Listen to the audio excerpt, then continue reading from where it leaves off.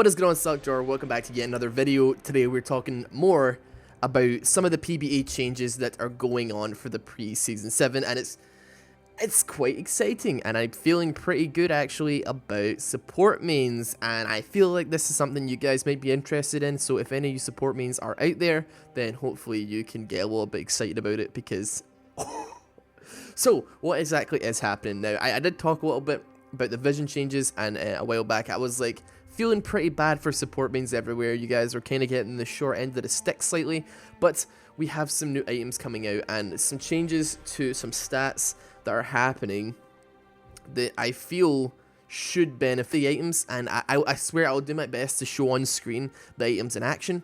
Hopefully you guys can see as well how fucking busted up they are. So obviously, with the first change being one of the most controversial changes, the vision wards are now being changed to be called control wards, which obviously, as the name implies, it's about controlling vision, not about visioning vision. Yeah, so you can carry 3 of these in your inventory, and it kind of looks like a disabled ward, but you put it down, it looks slightly different, and it reveals the surrounding area, which removes hidden traps and reveals wards. So like gin traps or Timo mushrooms will be revealed. Camouflage units will be, but battle stealth will not. So your stuff like your Kazakh's Void Assault will not be changed in any way. He'll be able to walk through that without any worries, although obviously, you know, it's going to be harder for him to go through it because it's not very long.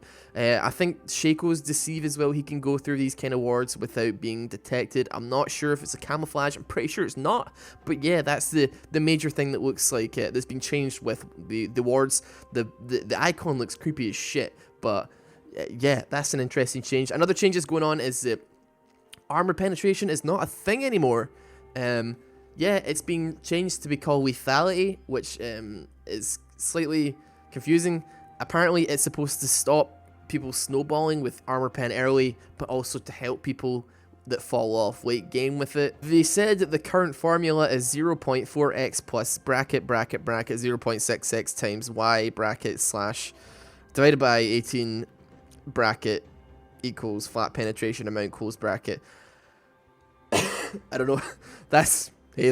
Yeah, obviously that makes sense to me, but supposedly it's a good thing. I'll take their word for it on this one.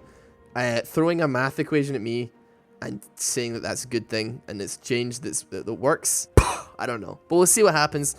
Supposedly it will be a better quality of life change for assassins in general, for people that fall behind or that fall off late game. And it scales with the target's level, not just their armor, the amount of armor they have. So the one that I got giddy about when I first saw it, I thought Force of Nature was back in the game. I shit you not. Now, if you don't know what Force of Nature is, it's an item that was removed a long time ago, right? I'll put a picture of it up here, right? This is a Force of Nature, and I'll put next to it the new item. The same art, pretty much the same art. This item is called the Knight's Vow, and it is. It seems to me like it could either be like a really sick tanky top lane or maybe tanky jungle item, or a really sick like Braum item or like Alistair item for bot lane to support. So what this does is it gives you 400 health, 100% base health regen, 20 armor, which isn't too great, but the thing with this is you can designate an allied champion as your partner, so similar to your Zeke's or your maybe like Kalista thing where you bind with an allied champion, or the Zeke's where you give crit as you move around. The closer you are to like your ally, if you're nearby them, you get 40 additional armor, so this actually does become pretty cost efficient, provided you're with your AD carry. You get 60 armor from this item as long as you're nearby them, and you get 15% movement speed if you move towards them. Now, this doesn't give 40 armor to your AD carry, so it's not OP, but it's gonna make your bot lane Braums and your bot lane like Alistair's just that bit more tanky, gives them a couple more options, and it's really not very expensive at all. 2,400 gold for 60 armor, 400 health, and 100% base regen is pretty good. And we're not even going into like the big passive of it. So if your partner is nearby, you heal for 12% of the damage your partner does to enemies. So I mean, let's see, you've got a Jhin and he's doing all right. Every time he hits with his ulti, you get 12% of that damage. So when he hits that big crit, you're gonna get like a burst heal, and is going to make things a lot easier to lane with, particularly maybe champions like Soraka, who can't sustain quite as well without hitting the Qs. They don't have to just rely on hitting Qs anymore. They can have their support help them get health back, and in that they can give them health. Although maybe with Soraka it wouldn't work, because the second part of this passive is kind of also important. It also redirects damage, so 12% of the damage your partner takes from champions only is dealt to you as true damage. So that is the kind of the double-edged sword, I guess, of that item. Might not be so great in Soraka now that I think about it, but for characters like Braum or something, that'll be good. It is all these stats are half though, so you're not gonna get as much healing or damage reduction based, because if you're playing a ranged carry, so because obviously you can just stand back and like let them do all the work, and you just like you reap the benefits. So it's gonna be way better on characters like Leona, Braum, or Alistair, ones that still get up in your face, because they'll get the maximum out of this, obviously with like the additional armor, and also the fact that they can take the punishment, they can take the 12% redirect, and they also will get the most healing out of it from their AD carry. So interesting item. Not sure why they used the Force Nature icon, but there you go. We'll take it regardless. Good support item. I'd say it's a pretty solid support item. At least it adds a little bit of like something different, because it's just the same support builds every time. We get something a little bit different. It'll be nice, right? The second support item that we're going to be talking about is, it is a fucking doozy. Okay, there will be footage of it on screen if you want to have a look at it, right? This is called Redemption, okay? This item is 2100 gold, and it is fucking, to me, I think they're going to change it, because honest to God, like 400 health, 75% health regen, 75% mana regen, plus 10% cooldown reduction, okay? So that's pretty decent off the bat, right? That's not too shabby. You get a passive of plus 10% heal and plus 10% shield power, so it's great on your supports, it's great on your Namis, your Sorakas, your Jannas, it's great on anybody, okay? It's decent, although it's probably not the sickest part of this entire item. It is an active item, and when you do cast the item, you could target an area within 5,500 range, so it's pretty fucking huge, okay? And after 2.5 seconds, you call down a beam of light, which maybe takes, like, 2.5 seconds is a long time, okay? But if you're team fighting, it can be very easy to catch that.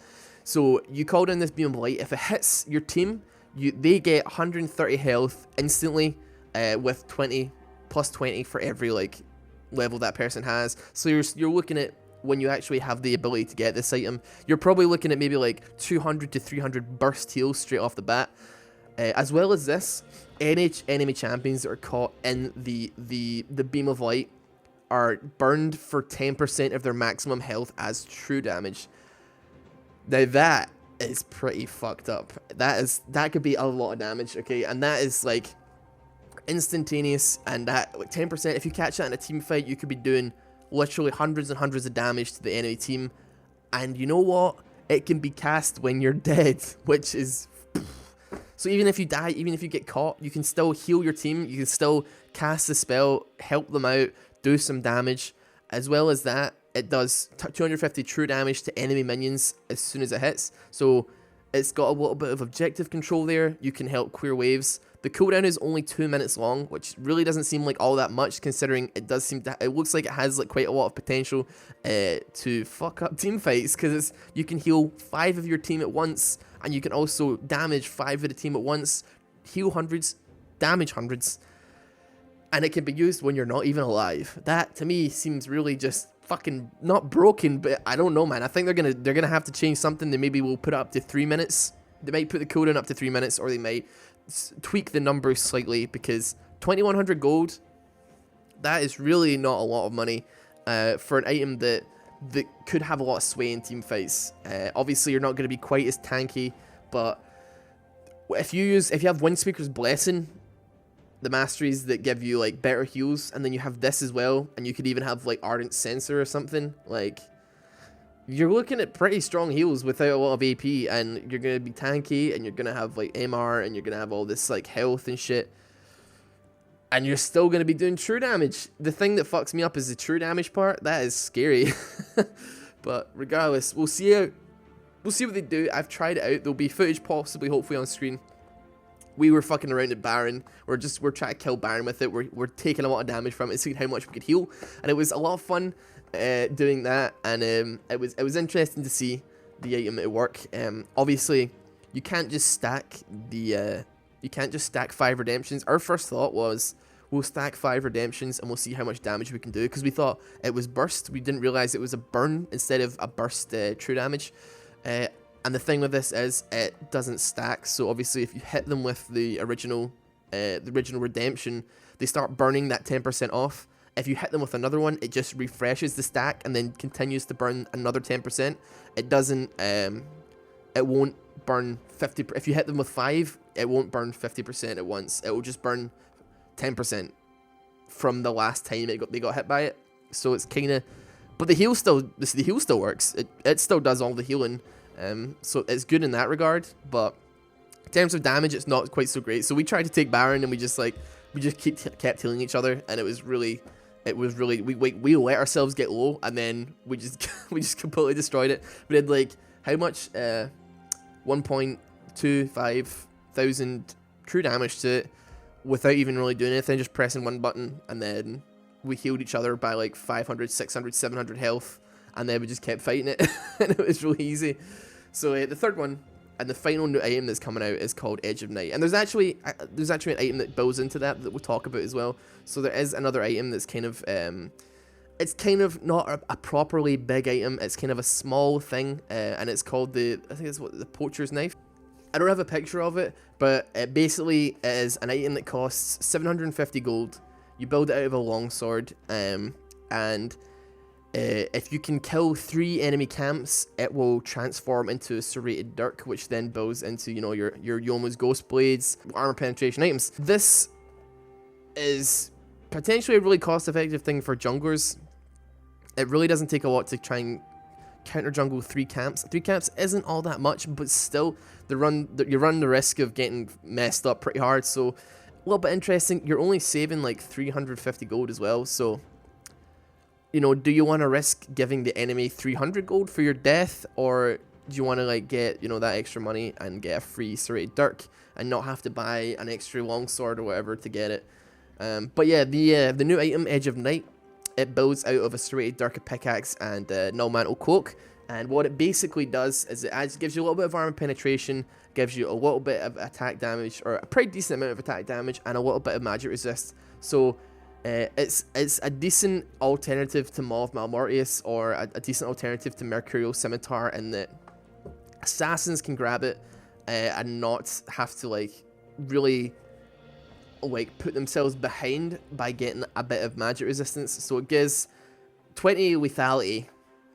I say lethality, it's like armor penetration. Gives you 20 movement speed out of combat, which isn't too huge, but it's a little bit, you know, it's something. And what the active of this item is, it will channel for 1.5 seconds, and it will grant a spell shield that blocks the next enemy ability. So essentially, it is a Banshee's Veil that you can use to whenever you want. You can use it whenever you want, and you can move whilst channeling it, but it only lasts for 10 seconds. So let's say you know that the enemy team are about to start poking. You decide you don't want to waste the Banshee's Veil, right? Because obviously, if you see an enemy team member with a Banshee's Veil, your first thought is, let's pop that veil before we fight. Whereas with this, you now have the option of waiting it out slightly, waiting until an engage goes down, channeling it before you go in, and then you have a spell shield ready to actually tank a spell that would actually do something. So you don't end up popping your spell shield on like an Ezreal's Q, or like something that wouldn't really be worth the Q. So you could actually spell shield like a decent stun. You could spell shield something that's worthwhile. This could potentially be like really sick on something like Nocturne or something like that as well, or like you know, I don't know. Even like a really strange item for Sivir or something, because it gives the movement speed as well with her ulti, gives you the armor pen, gives you decent attack damage, and also just they would have 2 spell shields. So yeah, these are 2 characters that like benefit from movement speed, and they benefit from the armor pen, and they also benefit from a spell shield because they already have one. So you could get like a Banshee's Veil, you could get like an Edge of Night, and you could get a Nocturne, and you have 3 spell shields.